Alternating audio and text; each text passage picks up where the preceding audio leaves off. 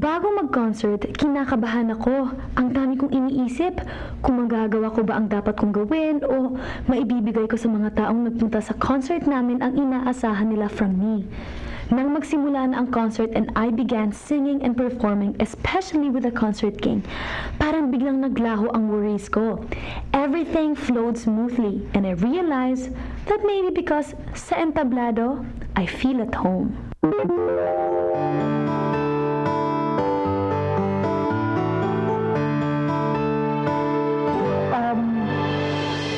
It was very interesting because the concept behind it was merging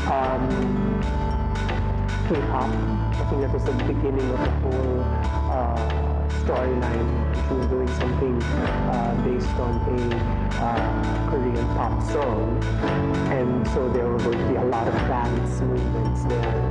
So what we did was we wanted to sort of do something very graphic.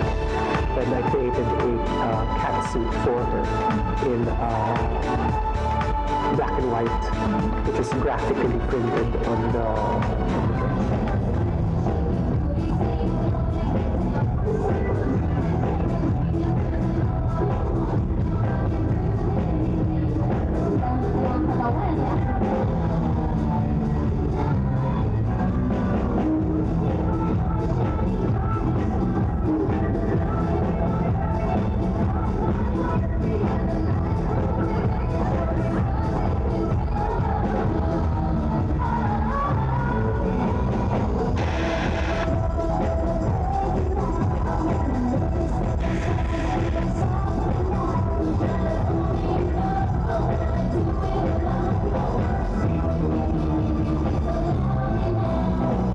Experience ko, parang yung first time I worked with Pops.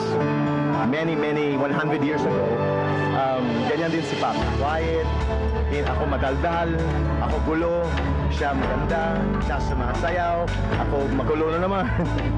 So it was parang flashback para sa akin. It was like working with the concert queen. Once again, when we were both still very young.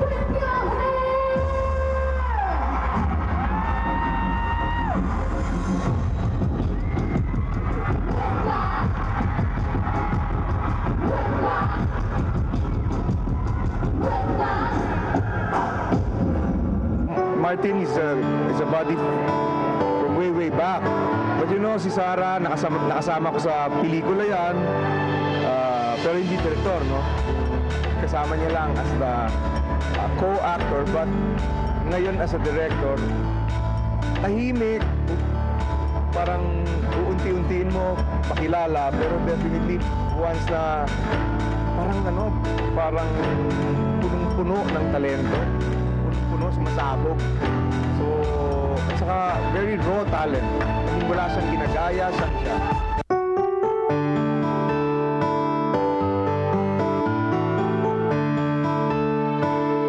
If you're talking about repertoire, yes. She wanted, there was this medley called Angst medley, sakit. And suggestions coming from this side, from that side. So I did it based on what this person wanted, then revised, then this person wanted it. I did it that way until finally, naka-apat na revisions ko.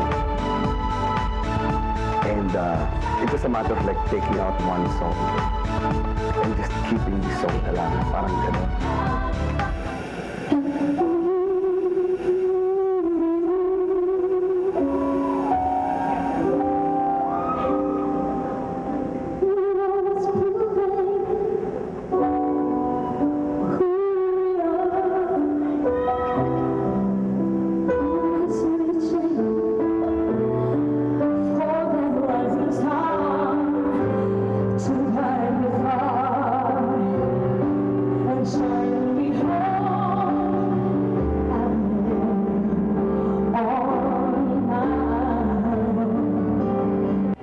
Feeling ko yun ang inaantay ng fans niya.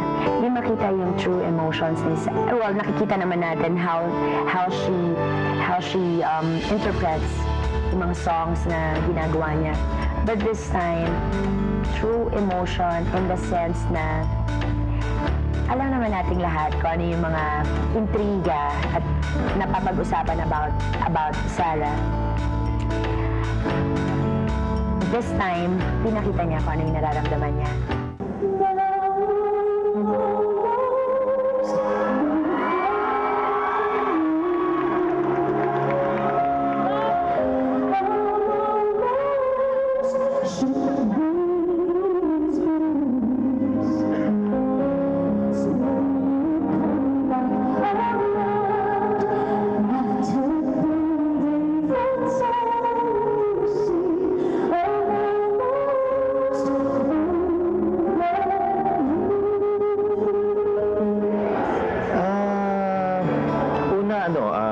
First time na makatrabaho siya na in collaboration sa ibang artists like dito si Martin. So, kumbaga parang ibang Sarah naman yung makikita rito, ibang performance, ibang repertoire. Medyo malayo dun sa mga past na nakita ko na ginagawa niya. So, medyo exciting kasi medyo bago. Hindi masasaktan ang isang tao kung hindi siya totoong nagmahal o nagmamahal. Pero sabi nga nila, hindi lahat ng gusto natin ay para sa atin. At sa lahat ng bagay na hindi lang ito sa love life, buhay pag-ibig, hindi lahat ng hiling natin ay inibigay sa atin ng Diyos. Dahil ang totoo, meron siyang napakagandang plano para sa bawat isa sa atin.